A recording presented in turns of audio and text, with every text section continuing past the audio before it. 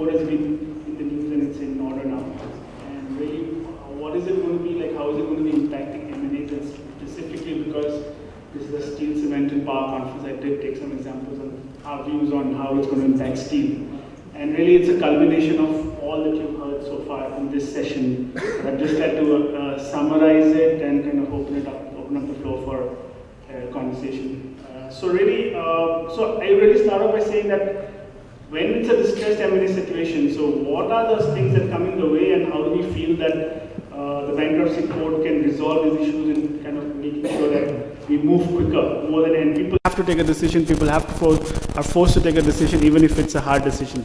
So one is that, you're saying that lenders take time in terms of making their decisions sorry, apologies that, it should have really come left and right, but I think we got the graphics wrong. But just to point out the key issues, the key stakeholders and the key issues that come in the way are lenders have to take a decision in terms of the haircut they have to take, because they have lent at a certain value, their balance sheets are showing that asset at a certain value. And if the value today or the transaction value is lower than that, they have to take a call. So how it's kind of, it's going to accelerate the process that once you get into NCLT, there'll be a defined period of timeline of 180 days when you have to come to a number, you have to provide for whatever is the shortfall and move on. Promoters, I think as Mr. Lodha mentioned that you want to hold on till you die, but in this scenario, promoters would be forced to take a decision. In some case, they may not be even a factor in the decision-making process here. Deal value, you may keep saying that, again, the disconnect between an investor/buyer and a promoter. But here again, you have to go with what you are getting from the market through, negotiations in that defined timeline. Change of management, now it's a reality. Like I said, in some of these cases, promoters may not be a factor. So basically, it's that's life, and we have to move on. So I just want to say, not just selling the steel, what we have been seeing transactions, but what is happening is that the transactions are happening in distressed groups, the good assets in the distressed groups, and what is being left aside is the distressed assets in them. So what I want to say is GVK is selling their airports in Bangalore, but really the power and the roads which are really distressed are getting left behind. So the situation is actually getting worse for the promoters and bankers. To give you an example, pre-transaction, if the debt to EBITDA is kind of say 8 or 9, now what the buyer is doing is that he's taking away the EBITDA, not at or higher the existing multiple, he's probably paying 5 times for it. So post-transaction, you're left in a situation we have like very little EBITDA and the multiple has gone up to 1:20. So I don't think as yet people are addressing the distressed issues in the distressed group. You're kind of kicking the can across along the road by saying, okay, let's live to see another day. So what are the pressure points that come about in a restructuring? I'm saying restructuring comes before getting onto a bankruptcy stage. First of all, people who are lending at a SPV level, it's a single asset financing. Then you have a situation where you're highly leveraged, so you have to take a decision. You're under pressure from all sides, lenders, creditors, so on and so forth. You have debt maturity. Now, I kept saying debt to EBITDA, but debt to EBITDA is important. But also, what is even more critical from a survival perspective is your free cash flow that's coming about in that particular year versus the debt that is repayable. You may have some bonds where the principal gets pushed back by years. But really, debt maturity and what's due in that year becomes important. Ramp up on operational issues. You have, at the project stage, you might have set up capacities anticipating a certain business volume, and you're not there. You're not able to ramp up either because of your own operational challenges or market issues. Today, in today's day and age, it's more market issues. I think if there's a market, people find their way to kind of create output. And then we say that there is operational liquidity because you may on paper be doing well, saying that you are booking sales, your costs are so on and so forth, and your numbers on paper are under control. But There might be receivable days stretch, you're not getting money on time, you may not be having the right kind of liquidity levels to run your company the way you'd want it to. Now, the best to avoid is all of these situations come at one play, then you're really, really heading into a situation you have to take serious kind of challenges. So, if you do this, if you're in a situation, what are the options? You do asset sales, you go for new funding options, and you want to cut dividends, go ask for new equity, cost reduction, maybe third-party investments. But after all this fails, what you have to really take a call on is do you really restructure, and then you figure out that what is the size of the pie, and then make sure that you divide it in a manner between lenders and equity owners and external equity owners, promoters, in a manner that is sustainable. If it's not, you really have to take a hard decision in terms of closure. So I think what the code will do is will make everyone move quickly, realize that there is a sword hanging on their neck, and they have to take a decision, they have to move on, and and that could create multiple, could be healthier long term for the economy, because if you see this coming, then lenders will become careful at the first stage. When they're looking at project financing, I mean, they will all have all these kind of precedences to look upon, that okay, who failed, who succeeded, and what are the learnings that we can factor all that into the evaluation process, both from a lending perspective and from an equity perspective, and also from a capital markets perspective. So I think the solutions I would, those are things the previous side, just in the short of time, so there's more stuff ahead, so I'll move on. So now how do kind of lenders act in a typical restructuring situation? They don't want to kind of own an asset, because that's not their game. That's not what they do. They're there to lend and step in and maybe change management. They don't want to own assets, but people are being forced to these days. I am personally running a transaction for SBG Shipyard, whereas it's out in the public domain. So where the lenders are forced to become owners and find solutions from them. Skeptical of market forecasts. So at this point, people don't believe what the management and the promoters have to say. The third is that, because it's in a situation where they are, as this situation, they're not able to trade out, in a sense, find a replacement debt and or a strategic buyer. Now, I do understand there are some asset reconstruction companies out here. Yes, that's your role to kind of step in if the opportunity arises. But then again, you have to be coming with a deeper level of expertise to know something and be able to do something that the banks have not already tried or are not able to do. Security rights, limited. Now what happens is that unless there's real estate involved in any distress situation, there is limited optionalities around security, and we're talking of steel plant, which is nowhere close to urban centers, and you don't have a chance of saying that real estate value will be close to what you're to solve a piece of the puzzle at least. And again, the last, I think this one is important. They're keen to avoid crystallizing laws, because the requirements of Basel 2 and Basel 3, the auditors sitting on their head, the provisioning requirements are pretty stringent. So they do want to find solutions in and around it by kind of pushing it to the next year, which is unfortunate, but that's the reality.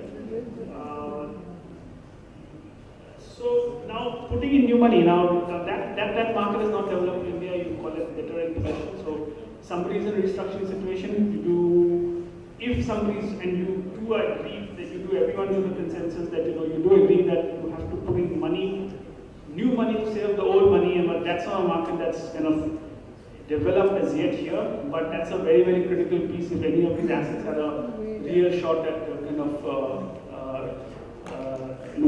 turning around. So the next part of my presentation, I would just like to apply all of this, what I've said so far, to the steel scenario, and taken one example. So basically, if I look at the steel market, they're the large guys, the SAIL, JSW, Tata Steels, SR Steel. So there, the critical number to look at all of this is the debt EBITDA number. you'll see the large guys because maybe of the scale of the operation and the integrated nature of the integration, except for SR Steel.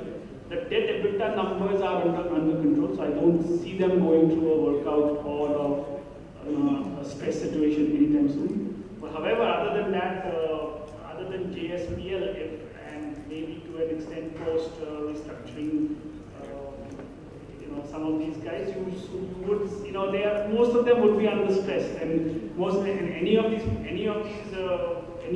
guys would come up for a situation where somebody has to take a serious look at them in terms of what is it that can be done with the asset, go top down, bottom up, and come up with a plan. So, I mean, I can say that we have done our work on every one of these, top down, macro, and bottom up in terms of what can be done with the assets. So it's conscious to pick a company which, hopefully was not represented here because there are pretty tough things that come out of these studies. So I did pick Visa Steel, and Visa Steel was at least I didn't see anyone on the participant list. So what we're saying is that Visa Steel is at negative EBIT, fairly kind of slight. I think it's gone into a bit of negative zone already. Now, our first observation is that they don't have any control over their cost profile because they don't really own any raw materials. So maybe a solution for them is just to get in somebody who has a raw material access and combine it. It's operating at 50%. It was operating at 50% capacity blended, but what we did in terms of sensitivity was that even if utilization, even if that 53 had gone to 100, I think the price, at least the price realization has to increase by 15% to become EBITDA, not EBITDA positive, EBITDA neutral, and even 27% to have positive cash flows and 32% to have EBIT positive. So I mean, these are just numbers. I'm just giving you a nature of what needs to go in, what kind of work you need to do in terms of come to a situation that lets everyone across the table. There may be the lenders, there may be the new asset reconstruction company trying to replace them, there may be the existing investors, the promoters, the distressed investors.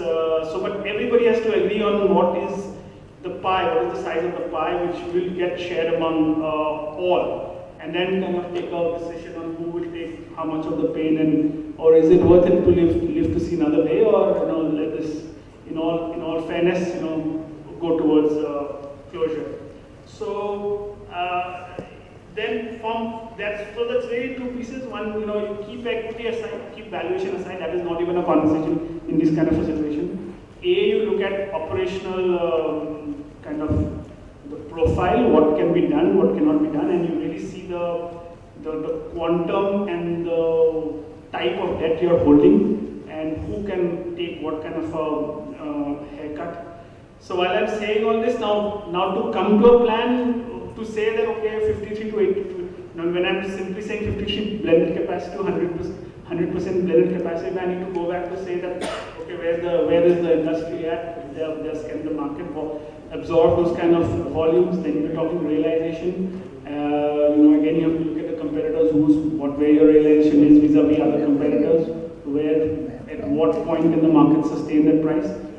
Take a call. So all of that you've heard in the session so far. So I will. I think I've already, my clock's already started ticking. So I'll just quickly go through. So basically, you all have spoken before.